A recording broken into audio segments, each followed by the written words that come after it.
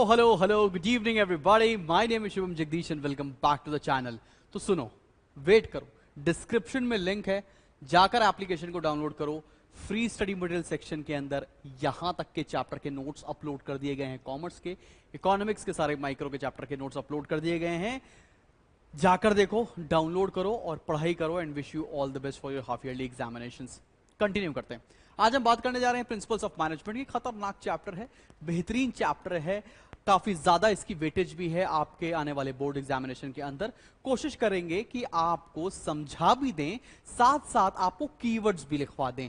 Detailed answer notes में दे रखे हैं, जाकर उठा लो। ठीक है, बात समझ में आ रही है?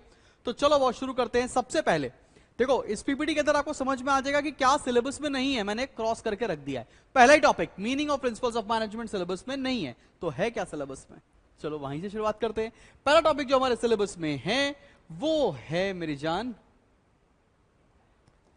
Natures of principles of management. तो ये नेचर्स में हमको क्या क्या पढ़ना है, आइए जरा देखते हैं क्या क्या चीजों का डिटेल में स्टडी करनी है। तो पहली बात है यूनिवर्सैलिटी। यूनिवर्सैलिटी का मतलब क्या होता है? वो चीज जो हर जगह एप्लीकेबल हो, किसी भी ऑर्गेनाइजेशन में लग जाए, ठीक है ना, उसको यूनिवर्सल बोलते हैं। जैसे कि पैसा हर जगह एक्सेप्ट हो जाता है, तो उसकी एक्सेप्टेंस यूनिवर्सल कहलाई जाती है। सिमिलरली पॉम मतलब यहां पर प्रिंसिपल्स ऑफ मैनेजमेंट है। तो principles of management are fundamental truth having universal validity. ये शाश्वत सच है, एक तरह से फंडामेंटली करेक्ट है, सच बात की जा रही है, इसलिए हर ऑर्गेनाइजेशन के हर लेवल पर एक्सेप्टेबल होता है। ये कीवर्ड्स लिखे हैं मैंने, ये कीवर्ड्स आपके टीचर आपकी कॉपी में ढूंढ रहे होंगे, तो कोशिश की है कि वो आपको प्रोवाइड कर दिया जाए और डिटेल नोट्स आपको डिस्क्रिप्शन में मिल जाएंगे, ऐप डाउनलोड कर लो। दूसरा क्या है? डायनामिज्म और फ्लेक्सिबिलिटी। डायनामिज्म और फ्लेक्सिबिलिटी का मतलब क्या होता है? ऐसी कोई चीज जो चेंज या मॉडिफाई की जा सके, उसको फ्लेक्सिबल बोलते हैं। तो बोल रहे हैं principles of management can be modified to suit different situations. भाई आपका ऑर्गेनाइजेशन अलग है, दूसरे का ऑर्गेनाइजेशन अलग है, दोनों में प्रिंसिपल्स ऑफ मैनेजमेंट लग सकते हैं, लेकिन एब्सोल्यूट तरीके से लगाने की कोई जरूरत नहीं है। आप अपने हिसाब से मॉडिफाई करके अपने ऑर्गेनाइजेशन में उसको अप्लाई कर सकते हो। ठीक है, sorted and done, straight to the point. आगे बढ़ते हैं, एक ही वीडियो में, वन शॉट वीडियो में मैं आपको ये पूरा टॉपिक खत्म करके देने वाला हूं। ठीक है, तो चलो बॉस आगे देखते हैं क्या लिखा है। Influencing human behaviour. अब ये ह्यूमन बिहेवियर ना, अब ये लड़के बड़े अच्छे से समझ जाएंगे यार। कई बार क्या होता है ना, वो लोग हमसे हमेशा चिड़ी चिड़ी रहती है, कभी अच्छे से बात करती हैं, कभी एकदम से खराब से बात, पता नहीं कितने मूड स्विंग्स होते हैं। तो ह्यूमन बिहेवियर ना किसी भी क्लिनिकल लेबोरेटरी में टेस्ट नहीं किया जा सकता है। तो हमारा जो प्रिंसिपल्स ऑफ मैनेजमेंट है वो कहता है कि ह्यूमन बिहेवियर कॉम्प्लेक्स है, human behaviour is complex and can not be tested under control laboratory conditions. इसलिए हम ह्यूमन बिहेवियर को कंट्रोल नहीं, इन्फ्लुएंस कर सकते हैं। जरा प्यार से बात कर दीजिए, चॉकलेट दे दीजिए, बस वो आपकी हो जाएंगी। ठीक है, आपसे सही से बात करने लगेंगी, मूड स्विंग सही हो जाएंगे। बात समझ में आ रही है मैं क्या बोल रहा हूं? ह्यूमन बिहेवियर कॉम्प्लेक्स होते हैं, उनको कंट्रोल नहीं किया जा सकता, however we can influence it by some or the other तरीका। ठीक है, बढ़े आगे, चलो भैया फोर्थ पॉइंट पर आते हैं। They are contingent. कंटिंजेंट का मतलब होता है मे और may not. They are relative and not absolute. Relative का मतलब आपके हिसाब से, एब्सोल्यूट का मतलब होता है नहीं भैया यही होगा, रिजिड है। नहीं भैया, principles of management rigid absolute नहीं होते हैं, वो फ्लेक्सिबल मतलब रिलेटिव होते हैं। ठीक है ना, आगे बढ़ते हैं। उसके बाद क्या लिखा है? Cause and effect relationship. Cause and effect relationship की कीवर्ड कोई खास थी नहीं, इसको आप सेल्फ एक्सप्लेनेटरी सेंटेंस में लिखकर आ सकते हैं। कॉज एंड इफेक्ट का मतलब क्या होता है कि बॉस जैसे मैंने ग्रुप ऑफ एम्प्लॉइज को इंसेंटिव दिया तो उन्होंने इफेक्टिवली काम किया। इंसेंटिव और इफेक्टिव वर्किंग ये साथ साथ चलती है। तो principles of management cause and effect के बेसिस पर बनाए गए हैं। लास्ट पॉइंट पर आते हैं। लास्ट पॉइंट है इक्वल इंपॉर्टेंस। इक्वल इंपॉर्टेंस का मतलब क्या है? ये नहीं कि पहला प्रिंसिपल्स ऑफ मैनेजमेंट तो बड़ा इंपॉर्टेंट है, दूसरा प्रिंसिपल्स ऑफ मैनेजमेंट उतना इंपॉर्टेंट नहीं है। सारे principles of management equally important है, सबकी अलग अलग विशेषताएं हैं, सबकी अलग अलग इंपॉर्टेंस आपके ऑर्गेनाइजेशन में हो रही होगी। ठीक है, तो यहां तक आपको समझ में आ गया। 6 पॉइंट है, कोई भी 4 आप प्रिपेयर कर सकते हो फॉर योर अपकमिंग एग्जामिनेशंस। तो ठीक है, बढ़िया, आगे बढ़ जाएं। चलो भैया आगे बढ़ते हैं और अगला टॉपिक हमारा need for principles of management. जरूरी क्यों है? इसमें भी कीवर्ड्स की जरूरत नहीं थी, सेल्फ एक्सप्लेनेटरी सेंटेंस लिखे जा सकते हैं, इसलिए कीवर्ड्स नहीं लिखे यहां पर।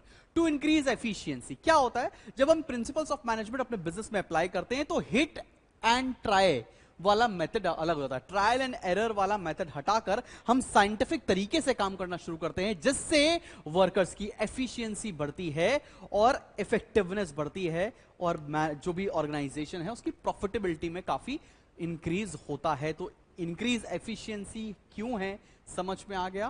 प्रिंसिपल्स ऑफ मैनेजमेंट आपको साइंटिफिक तरीके से चीजों को करने के लिए फोर्स करते हैं सो दैट आप वर्कर्स की एफिशिएंसी को बढ़ा सकें। Next point, to crystallise the true nature of management. ये crystallise true nature of management का मतलब क्या है? मैनेजमेंट का एक्चुअल काम क्या है? इसमें कीवर्ड लिखा है मैंने, knowledge and understanding of principles and concepts of management makes it easier to describe and analyse the true nature of management. भाई प्रिंसिपल्स ऑफ मैनेजमेंट सुपीरियर्स को बताते हैं कि वर्कर से काम कैसे करवाना है। जब सुपीरियर अच्छे से समझेगा तभी वो वर्कर से अच्छे से काम करवा पाएगा। तो principles of management true picture of management सिखाती है, ठीक है ना, कि मैनेजमेंट को काम करना कैसे है, ये प्रिंसिपल्स ऑफ मैनेजमेंट सिखाते हैं। हाउएवर मैं भी टेलर ऑफ फेयर के प्रिंसिपल्स पर आने वाला हूं। थर्ड पॉइंट पर आते हैं बेटा, टू ट्रेन मैनेजर्स। मैंने यहां पे भी कीवर्ड लिखा है, क्या कीवर्ड है आइए देखते हैं। Principles of management provide conceptual framework for scientific and systematic training and development for managers। कहना क्या चाहते हैं? मान लो मुझे मेरी ये कंस्ट्रक्शन कंपनी है, ठीक है ना, और मुझे एम्प्लॉय की जरूरत है, तो मैं क्या एमबीएस को हायर करूंगा या इंजीनियर्स को हायर करूंगा? ऑब्वियसली बात है, कंस्ट्रक्शन के लिए हमें इंजीनियर्स की जरूरत पड़ रही होगी। इंजीनियर्स को हायर करने के लिए हमें एक साइंटिफिक तरीके से उनको हायर करना पड़ेगा, उन्हें एक टेस्ट लेना पड़ेगा, इंटरव्यू लेना पड़ेगा, ऑन द जॉब ट्रेनिंग देनी पड़ेगी एंड लाइकवाइज। तो प्रिंसिपल्स ऑफ मैनेजमेंट ये बोलते हैं you need to train managers in a scientific manner so that they can work effectively. समझ में आ गई बात? चलो बॉस आगे बढ़ते हैं। अगले है टू इंप्रूव रिसर्च। रिसर्च कैसे इंप्रूव कर सकते हैं? Principles of management provides new ideas, vision and imagination for conducting research. याद है अगर आप लोगों ने वो पिक्चर देखी है मार्स मिशन वाली या नहीं, उसमें ये दिखाते थे कि एक जो विद्या बालन हुआ करती थी ना, विद्या बालन क्या करती थी, एक बार घर पे पूड़ियां बना रही थी, तो क्या करती थी कि उसने गैस जलाई, तेल जब बहुत गर्म हो गया बंद कर दी गैस। बंद करने के बाद भी बिकॉज तेल इतना हीटेड था कि पूड़ियां निकलती रहीं। बात समझ रहे हैं आप लोग? पिक्चर देखी नहीं तो जाके ये वाला सीन देखो। इससे क्या हुआ? इससे फ्यूल कंजम्पशन बचा और इसी मेथड का यूज किया गया when it comes to Mars mission की भाई एक यहां से यहां तक जाने में फ्यूल लग रहा है लेकिन यहां से यहां जाने में फ्यूल नहीं लग रहा है, तो वहां पर फ्यूल को कट ऑफ किया जा सकता है। इसी तरह आपको principles of management new ideas देते हैं, विजन देते हैं, नया तरीका देते हैं सोचने का, ताकि आप अपनी रिसर्च को और अच्छे से इंप्रूव कर सको। चले बढ़े आगे, आगे बढ़ते हैं बॉस। 5वें पॉइंट पर आते हैं। 5वां पॉइंट है टू अटेन सोशल गोल्स। अब सोशल गोल होते क्या है बेटा? सोशल गोल का बस सिंपल सा मतलब है quality goods at reasonable price. बस अच्छा सामान at reasonable price to which improve social welfare. ठीक है। To clarify thinking. To clarify thinking का मतलब क्या है कि मैनेजर को क्या करना है, वर्कर को क्या करना है, हर बंदे को क्या करना है। प्रिंसिपल्स ऑफ मैनेजमेंट ये पिक्चर एकदम क्लियर कर देती है। कहीं पर भी क्लटर्ड इंफॉर्मेशन नहीं होती, कोई कंफ्यूज्ड स्टेट पर नहीं रहता है, सबको पता होता है कि क्या काम करना है, सबका एक बॉस होता है, तो कंफ्यूजन खत्म होकर इफेक्टिवली काम किया जा सकता है। To spread knowledge. आज की डेट में बिजनेस स्कूल्स खुल चुके हैं, एमबीएस करते हैं बच्चे, आईपी मैट का एग्जामिनेशंस देते हैं, आईएम में जाके पढ़ते हैं so that they can have a better understanding of the business, कैसे चलाया जा सकता है। इसीलिए एमबीएस और बीबीए करके लोग अब बड़े बड़े बिजनेस को रन कर रहे हैं। ठीक है। चलो भैया, to evaluate managerial behaviour, last point है। हमारा मैनेजर कितना इफेक्टिव है, हमारा मैनेजर से वर्कर्स कितने खुश हैं, ये सब कैसे पता लगा सकते हो? Principles of management. तो यहां तक के सारे पॉइंट्स थे, नीड खत्म होता है और नेक्स्ट टॉपिक पर हम लोग आ रहे हैं, वो है Taylor's principle of scientific management. कमाल का इंपॉर्टेंट टॉपिक है। इसके पहले के दो टॉपिक आए ना आए, लेकिन टेलर और फेयोल के प्रिंसिपल आपको पेपर में 100% मिलने वाले हैं। तो चलिए देखते हैं, और मैंने हर प्रिंसिपल पर कीवर्ड लिख दिया है। अब मत बोलना कि सर पेपर में क्या लिख कर आना है, हमें पता नहीं, ठीक है ना?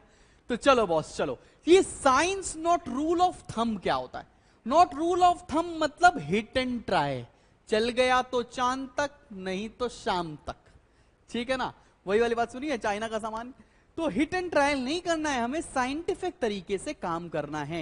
यहां पर लिखा भी है मैंने, each and every job and method of doing it should be based on scientific study and analysis rather than trial and error. हमें कोई भी काम करना है अपने बिजनेस ऑर्गेनाइजेशन के अंदर, वो साइंटिफिक तरीके से किया जाना चाहिए, ना कि हिट एंड ट्रायल से।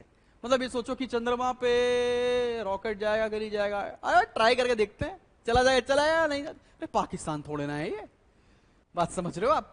साइंटिफिक तरीके से काम करना है, हिट एंड ट्रायल से नहीं करना है। इसी को बोलते हैं science not rule of thumb.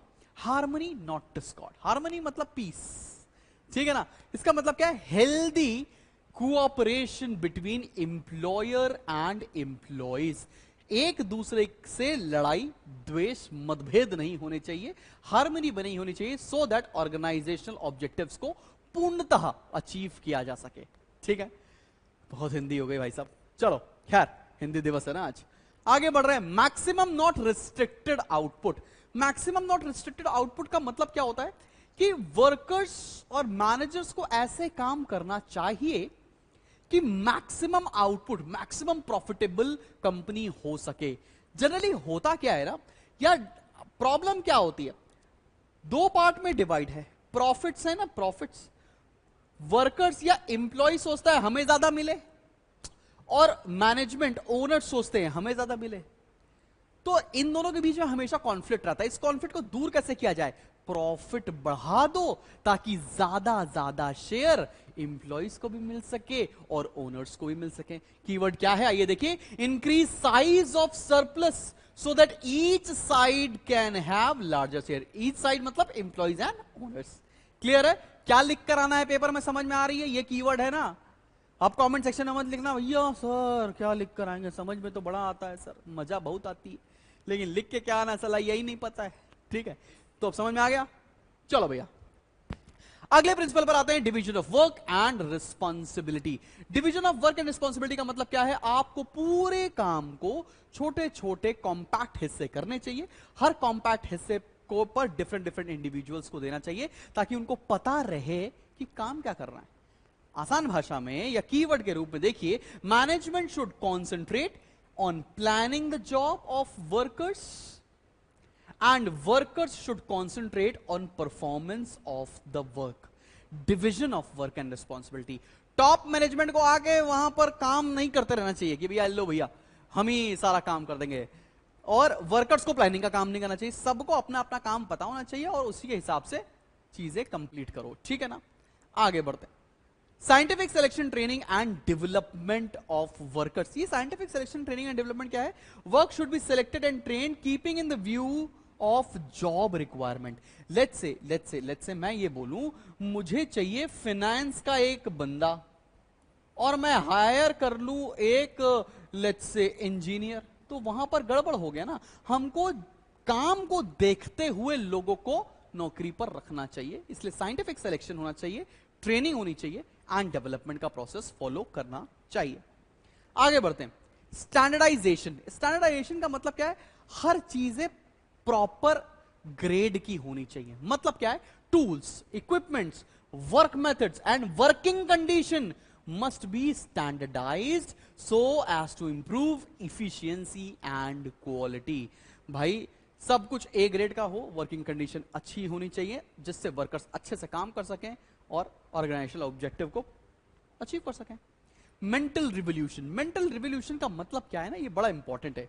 Change in attitude on the part of both employer and employee. होता क्या है, एम्प्लॉयर सोचता है मेरा एम्प्लॉय चोर है, वो काम करना चाहते निकट्ठा है, काम ही नहीं करना चाहता, एकदम बिल्कुल आलसी है। एम्प्लॉयर हमेशा एम्प्लॉय के बारे में यही सोचता है।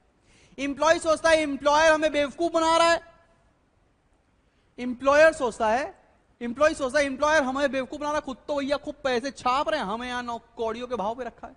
तो आपको मेंटल रिवोल्यूशन ये बोलता है कि आपको एटीट्यूड में चेंज लेकर आना है, आपको एटीट्यूड में चेंज लेकर आना है, सो दैट दोनों पार्टीज एम्प्लॉयर एंड एम्प्लॉय एक दूसरे के लिए काम कर सकें।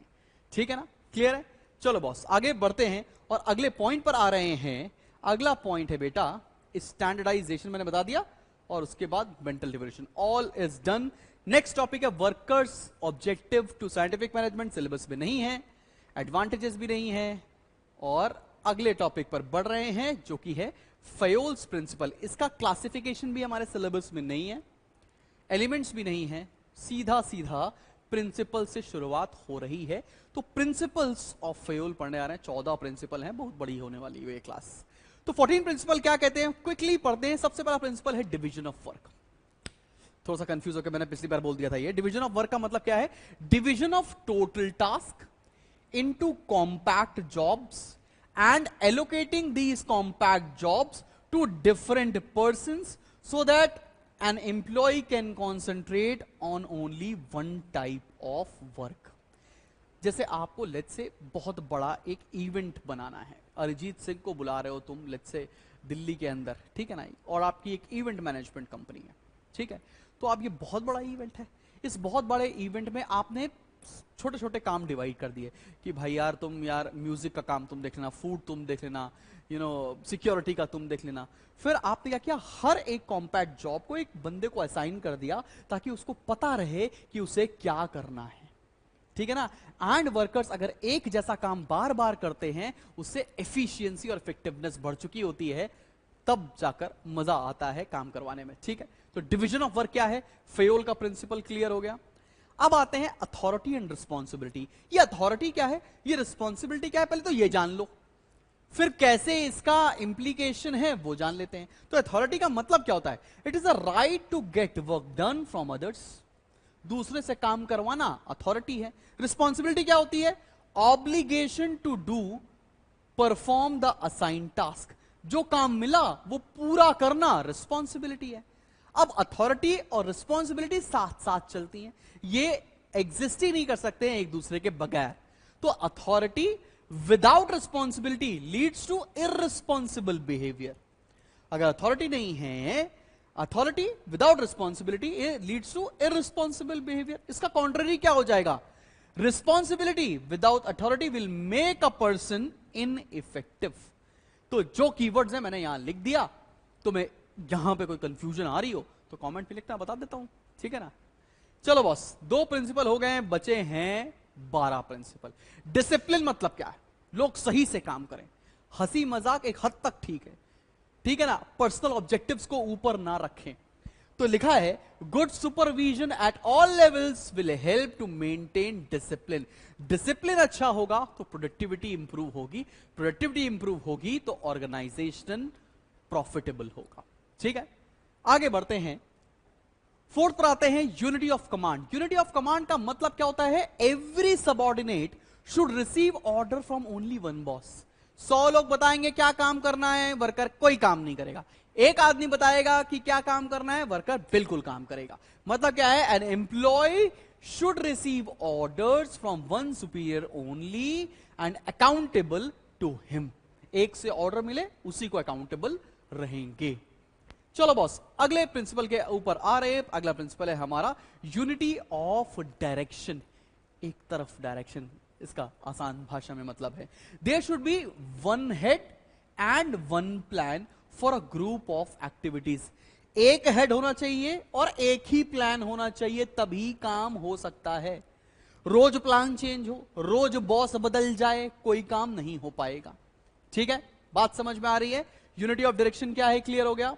अब आते हैं subordination of individual interest to general interest. Generally होता क्या है, एक ऑर्गेनाइजेशन में ना कई बार ऑर्गेनाइजेशन का ऑब्जेक्टिव पीछे छूट जाता है। रह क्या जाता है, रहता है सिर्फ पर्सनल ऑब्जेक्टिव। इसलिए करना क्या है, कुछ ऐसा करना है कि पर्सनल ऑब्जेक्टिव बीच में ना आए, ऑर्गेनाइजेशनल ऑब्जेक्टिव पूरा होता चले। तो मैंने यहां पे कीवर्ड क्या लिखा है आपके लिए, an organisation is bigger than individual, therefore the interest और goals of organisation must prevail upon personal interest. Personal interest के ऊपर रहना चाहिए हमेशा ऑर्गेनाइजेशन का गोल। ठीक है, चलो भैया अगले पॉइंट पर आते हैं। ये रेम्यूनरेशन क्या है? रेम्यूनरेशन मतलब वो पैसा जो एम्प्लॉयर एम्प्लॉई को देता है, लेकिन यहां पर रेम्यूनरेशन का ये मतलब है कि remuneration should be fair, reasonable and satisfactory. किसके लिए? To both employer and employee. Fair होना चाहिए, रीजनेबल होना चाहिए और सैटिस्फैक्टरी होना चाहिए, एम्प्लॉयर के भी पार्ट पे, एम्प्लॉय के भी पार्ट पे। ठीक है, समझ में आ रही है बात? Let's continue. आगे आते हैं 8th पॉइंट पर। ये सेंट्रलाइजेशन क्या होता है, इसी के साथ डिसेंट्रलाइजेशन भी बता देंगे। सेंट्रलाइजेशन से क्या होता है कि सबऑर्डिनेट्स के पास कोई पावर नहीं रहती है, वेयर एज डिसेंट्रलाइजेशन से क्या होता है, सबऑर्डिनेट्स का रोल बहुत इंप्रूव हो जाता है। तो करना क्या है, ऐसा प्रोसेस लगाओ जिसमें सेंट्रलाइजेशन और डिसेंट्रलाइजेशन के बीच में प्रॉपर बैलेंस बना रहे। ना सबऑर्डिनेट्स के पास बहुत ज्यादा पावर हो, ना सबऑर्डिनेट्स बिल्कुल भी लेफ्ट आउट फील करें। तो कहना क्या चाहते हैं, everything that increases the importance of subordinates role is decentralisation and everything that reduces it is centralisation. Therefore there should be proper balance between centralization and decentralization। तो keyword भी समझ आ रहा है। आते हैं 9 पे। 9वां है हमारा स्केलर चेन। कमाल का बहुत इंपॉर्टेंट टॉपिक है। स्केलर चेन क्या कहता है? स्केलर चेन ये बोलता है कि chain of superiors from top to bottom. मैंने यहां पर एक डायग्राम बना रखा है, आपकी किताब में भी डायग्राम बना हुआ है। ये है क्या, लेट्स से ए को कोई एफ को कम्युनिकेशन भेजना है, तो ए बी को भेजेगा, बी सी को भेजेगा, सी डी को भेजेगा, डी ई को भेजेगा, ई एफ को भेजेगा। This is scalar chain. ठीक है, सिमिलरली अगर एफ को कोई इंफॉर्मेशन के को भेजनी है तो कैसे बोलेगा, एफ जी ई को बोलेगा, ई डी को बोलेगा, डी सी को बोलेगा, सी सी बी को बोलेगा, बी ए को बोलेगा, फिर ए जी को, एच को, आई को, जे को, के को। ये होता है scalar chain, flowing of communication from top to bottom. लेकिन कभी कभी इमरजेंसी या टाइम को कंट्रोल करने के लिए एक डिपार्टमेंट का हेड दूसरे डिपार्टमेंट के हेड से डायरेक्टली बात कर लेता है। इस चीज को बोलते हैं गैंग प्लैंक। मान लो डी ने सीधा एच से कम्युनिकेट कर लिया to breach the scalar chain, दोस्तों क्या बोलेंगे आप, गैंग प्लैंक। ऐसा इसलिए किया जाता है ताकि फ्लेक्सिबिलिटी हो सके और टाइम जो वेस्ट हो रहा है उसको कट किया जा सके। क्लियर है? बढ़े आगे, स्केलर चेन समझ में आ गया। अब आते हैं ऑर्डर। ये ऑर्डर वो नहीं है जो ऊपर से मिल रहा है, सुपीरियर दे रहा है। ऑर्डर मतलब क्या होता है, material and social order. Material and social order, keyword क्या है, मटीरियल ऑर्डर होता है अ proper place for everything and everything in its right place. जो हम लोग की मम्मियां बोलती हैं, यार बिस्तर पे गीली तौलिया क्यों डाली है, चप्पल जूते ऐसे क्यों फेंके हुए हैं, there should be a proper place for everything. चम्मच को कहां रखा हुआ है, बर्तन यहां फैले हुए हैं, मोजे वहां पड़े हुए हैं। तो समझ जाना, everything, a proper place for everything and everything at its right place, इसे बोलते हैं मटीरियल ऑर्डर। तो सोशल ऑर्डर क्या होता है? सोशल ऑर्डर का मतलब होता है a place for everyone and everyone in its appointed place. मतलब क्या है, मान लो एक ऑफिस है, सबके लिए सीटिंग कैपेसिटी है, सबके पास एक चेयर टेबल मिल रही है, लेकिन सब लोग अपनी सीट पर बैठे हों, वो है सोशल ऑर्डर। मतलब क्या है, a place for everyone and everyone in his appointed place. Clear है? ऑर्डर समझ में आ गया? बच्चे गड़बड़ क्या करते हैं, order instruction receive from superior to subordinate. अबे ये मत कर, क्या ना बदतमीजों। ठीक है, क्या होता है order, material and social order होता है भाई। अब आते हैं इक्विटी। इक्विटी तो हमारी सरकारें आती हैं, सरकारें जाती हैं, यही बताती है, there should be no discrimination, no nepotism, no favouritism. सबको बराबरी से देखना है, मेल फीमेल दोनों की सैलरी अगर सेम काम कर रहे हैं तो बराबर होनी चाहिए। तो इक्विटी ये बताता है that there should be no discrimination, no nepotism and no favouritism. ठीक है ना? आगे बढ़ते हैं। अब बच रहे मेरे पास 3 और प्रिंसिपल्स, उसके बाद खत्म बेटे खत्म topic. Stability of tenure. Stability of tenure मतलब कोई भी इंप्लॉय अगर आपकी कंपनी में आता है तो कम से कम कुछ दिनों की नौकरी तो उसकी परमानेंट होनी चाहिए। उसके दिमाग में ये टेंशन तो नहीं होनी चाहिए कि कल मुझे निकाल देंगे। स्टेबिलिटी ऑफ टेन्योर अगर किसी भी ऑर्गेनाइजेशन में होता है तो इंप्लॉय अच्छे से काम कर सकते हैं और इससे लॉयल्टी ऑफ इंप्लॉयज भी बढ़ती है टूवर्ड्स द ऑर्गेनाइजेशन। तो बोला क्या है, reasonable security of service should be provided to all employees. ठीक है ना बाबू, बढ़ जाएं आगे। Second last, esprit de corps. इसका मतलब होता है team spirit, unity of strength. अगर किसी ऑर्गेनाइजेशन में यूनिटी है तो उस ऑर्गेनाइजेशन को सक्सेसफुल होने से कोई नहीं रोक सकता। तो यह प्रिंसिपल बोलता है कि इंप्लॉइज को, इंप्लॉयर को टीम स्पिरिट में काम करना चाहिए, यूनिटी ऑफ स्ट्रेंथ का फायदा उठाना चाहिए सो दैट हम एक साथ बढ़े, एक साथ तरक्की करें। Last is initiative. इनिशिएटिव का मतलब क्या है, प्लानिंग करना और एग्जीक्यूशन करना टॉप लेवल मैनेजमेंट का ही काम नहीं है।